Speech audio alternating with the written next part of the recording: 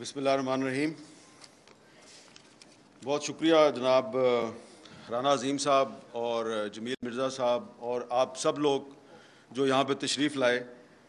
رانا صاحب نے مجھے ذرا تھوڑا سا پھنسا دیا ہے۔ ایک تو انہوں نے کہا کہ آپ میزبان ہیں، اور دوسرا انہوں نے میرے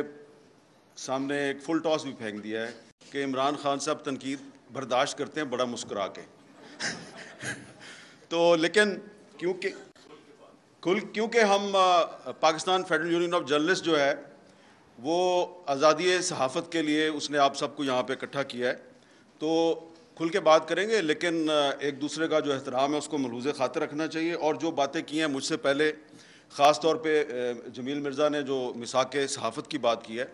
اور محیط پیرزا صاحب نے بھی بڑی اچھی باتیں کی ہیں، تو ہم یہی جو ہمارا ایک آج کا یہ ایک مرکزی خیال ہے، اسی کو لے کے آگے بڑھیں گے۔ لیکن میں مختصراً آپ کو تھوڑا سا بتانا چاہتا ہوں کہ پی ایف یو جے جو ہے اس کی ہسٹری کیا ہے۔ تھوڑی سی ہسٹری آپ کو بتائی ہے ہمارے دوست رانا عظیم نے۔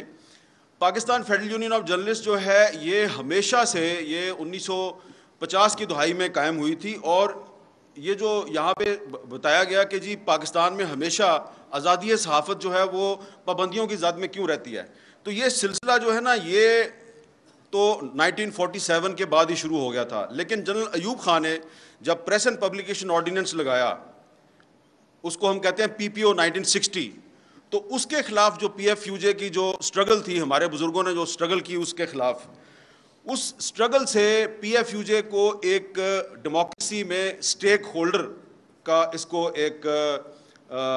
اس کا ایک مقام بن گیا کہ یہ بھی ایک سٹیک ہولڈر ہے۔ اور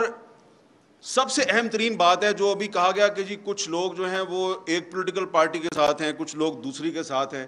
کچھ تیسری کے ساتھ ہیں، تو میں اپنے چھوٹے بھائی کو بڑے احترام سے کہوں گا کہ ہماری جو پی ایف یو جے کی ہسٹری ہے اس میں اس چیز کو بادر نہیں کرتے ہم کہ کون کس پولیٹیکل پارٹی کے ساتھ ہے۔ بادر صرف یہ کرنا ہے کہ آپ جس پولیٹیکل پارٹی کو سپورٹ کر رہے ہیں آپ کریں، لیکن اگر آپ کی آزادی رائے پہ، آپ کی آزادی اظہار پہ کوئی پولیٹیکل پارٹی پابندی لگاتی ہے، خواہ وہ حکومت میں ہے یا اپوزیشن میں ہے، تو آپ نے اس کے خلاف آواز بلند کرنی ہے۔ اس کی مثال یہ ہے کہ جب ذوالفقار علی بھٹو صاحب کی حکومت تھی تو روزنامہ جسارت جماعت اسلامی کا اخبار تھا، تو جسارت کو بند کر دیا گیا۔ تو پی ایف یو جے کے جو اس وقت ہمارے سربراہ تھے منہاج برنا صاحب اور سیکرٹری تھے نثار عثمانی صاحب، انہوں نے اس کی مخالفت شروع کر دی، مظاہرے شروع کر دیے۔ تو ہمارے کچھ دوستوں نے کہا کہ جی یہ تو جماعت اسلامی کا اخبار ہے، اور یہ جماعت اسلامی جو ہے اس نے تو ہمیشہ ہماری مخالفت کی ہے، تو آپ اس کے لیے آواز کیوں اٹھاتے ہیں؟ تو عثمانی صاحب نے کہا نہیں، یہ اخبار تو ہے نا، اور ایک خاص سکول آف تھاٹ کا اخبار ہے، تو اگر اس کی آواز دبائی گئی ہے تو یہ فریڈم آف سپیچ کو دبایا گیا، تو ہم نے اس کی مخالفت کرنی ہے۔ انہوں نے کی اس کی مخالفت۔ پھر ضیاء الحق صاحب کا دور آیا تو ضیاء الحق صاحب نے مساوات اخبار کو بند کر دیا، جو پیپلز پارٹی کا ترجمان اخبار تھا۔ تو عثمانی صاحب نے کہا کہ ہم اس کی بھی مخالفت کریں گے، اور 1978 میں Pakistan federal union of journalist نے گرفتاریاں دینی شروع کر دیں، یہاں سے تحریک چلی۔ معذرت کے ساتھ عرض ہے کہ جو پولیٹیکل پارٹیز کی جو تحریک بحالی جمہوریت ہے، جس کو ایم آر ڈی کہا جاتا ہے، یہ 1983 میں بنی ہے،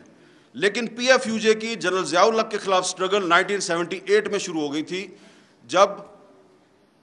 مساوات اخبار کو بند کیا گیا تھا۔ یہاں پہ ایک پرانے پپلے بیٹھے ہوئے ہیں، پیچھے مجھے نظر آ رہے ہیں، عبداللہ ریاض صاحب، ان کو سارا پتہ ہے۔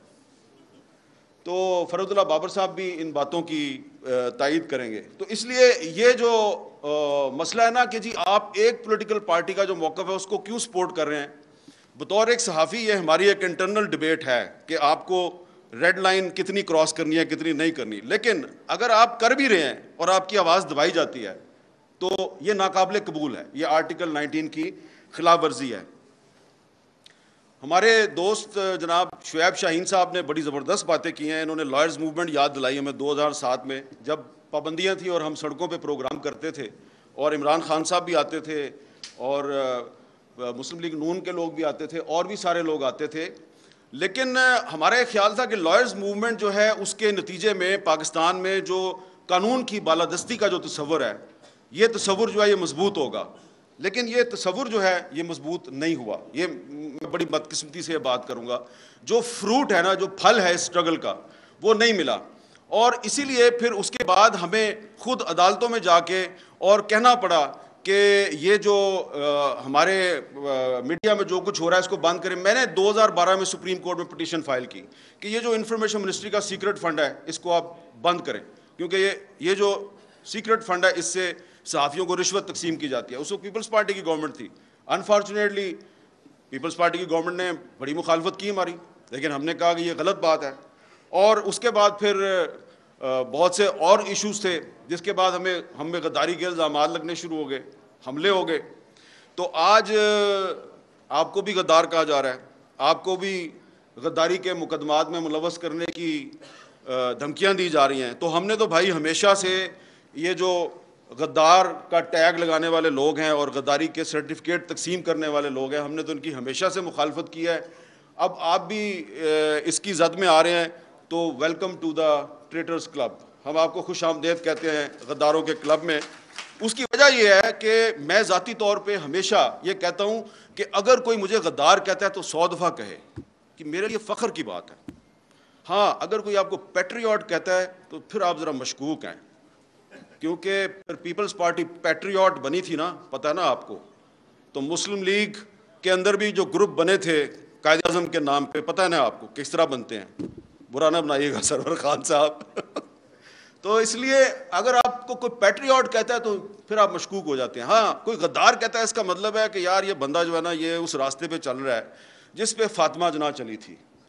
سب سے پہلے اس ملک میں مادر ملت محترمہ فاطمہ جناح کو جنرل ایوب خان نے کہا یہ انڈین ایجنٹ ہے, اور کہا کہ یہ غدار ہے. اس لیے آج کے پاکستان میں جب کسی سیاستدان کو غدار کہا جاتا ہے تو میں سمجھتا ہوں کہ اسے اس پہ اعتراض نہیں کرنا چاہیے, خوشی کے ساتھ کہیں کہ ہاں میں غدار ہوں, آؤ مجھے گرفتار کرو, آؤ میرے پہ مقدمہ چلاؤ. لیکن اگر کوئی فوجی ڈکٹیٹر جو ہے اس پہ آرٹیکل 6 کو ایبروگیٹ کرنے کا الزام ہے تو اس پہ مقدمہ ضرور چلنا چاہیے, اس کو کنوکٹ کیا گیا تو اس کو سزا بھی ملنی چاہیے. تو یہ شعیب شاہین صاحب جو ہیں یہ میری اس بات سے اتفاق کریں گے, انہوں نے بڑے خوبصورت طریقے سے آپ کو ڈیفائن کر دیا ہے کہ آئین کی خلاف ورزی ایک اور چیز ہے اور آئین کو ایبروگیٹ کرنا ایک اور چیز ہے. تو آئین کی خلاف ورزی پر آپ ایک مقدمہ چلا سکتے ہیں کہ بھئی تم نے ٹریفک سگنل توڑا ہے, تمہیں جرمانہ کرتے ہیں, لیکن ٹریفک سگنل توڑنے پہ آپ کہیں کہ تم غدار ہو, تم نے آئین ایبروگیٹ کیا ہے. تو یہ بات جو ہے یہ ناقابل قبول ہے. اس لیے پولیٹیکل گورنمنٹ کو فوجی ڈکٹیٹروں کے راستے پہ بالکل بھی نہیں چلنا چاہیے.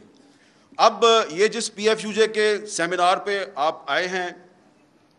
یہ وہ پی ایف یو جے ہے جس نے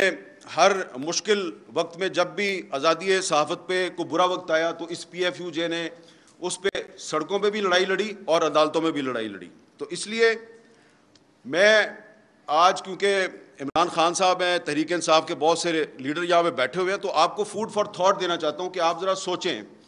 کہ جب آپ حکومت میں آتے ہیں تو کیا وجہ ہوتی ہے کہ یہ پی ایف یو جے جو آج آپ کی ہوسٹ ہے یہ آپ کی حکومت کے اقدامات کے خلاف عدالتوں میں چلی جاتی ہے. جیسا کہ آپ کو ہمارے دوست بتا رہے تھے کہ پیکا لا جو ہے یہ جب 2016 میں آیا تو مسلم لیگ نون کی حکومت تھی, اور اس وقت جب ہم نے اس لا کی مخالفت کی پیکا کی تو ہمیں کہا گیا کہ یہ آپ کے پیچھے ڈالر بول رہے ہیں. یاد ہے نا آپ کو,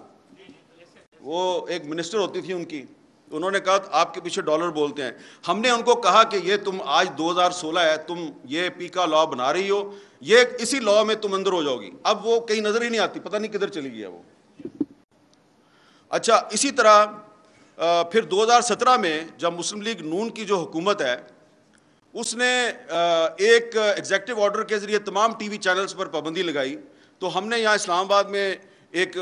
سکوت میڈیا کیمپ لگایا. ایک سکوت ڈھاکہ ہوا تھا, ہم نے کہا یہ سکوت میڈیا ہو گیا کیونکہ سارا میڈیا ہی بند کر دیا ہے. وہ فیض آباد میں دھرنا چل رہا تھا, اس کو روکنے کے لیے سارا میڈیا ہی بند کر دیا انہوں نے. تو یہ میں آپ کو اس لیے بتا رہا ہوں کہ کوئی بھی پولیٹیکل پارٹی ہو, پیپلز پارٹی ہو, مسلم لیگ نون ہو یا تحریک انصاف ہو, یہ پی ایف یو جے جو ہے یہ ہر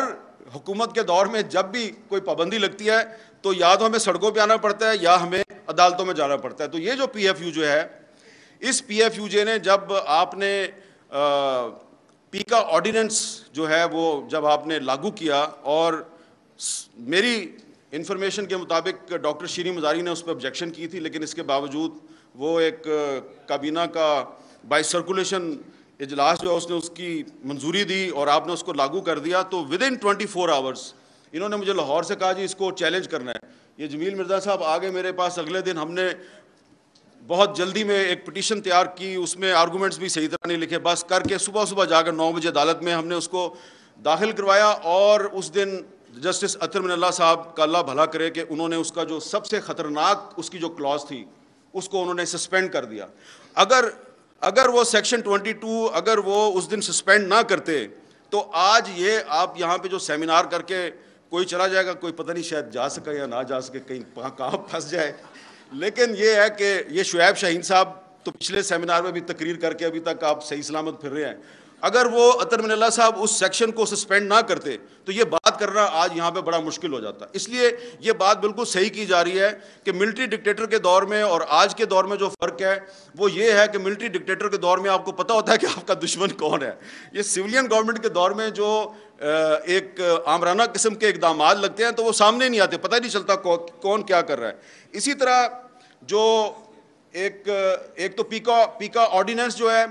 پیکا لا, یہ آزادی صحافت کے راستے کی بہت بڑی رکاوٹ ہے. ایک اور قانون ہے جو انگریز نے ہم پہ مسلط کیا تھا, 124A بغاوت کا مقدمہ. اور یہ 124A جو ہے یہ اس کی یہ ٹریجڈی ہے بہت بڑی پورے سب کانٹیننٹ کی, کہ ایک کشمیری جرنلسٹ ہے فہد شاہ,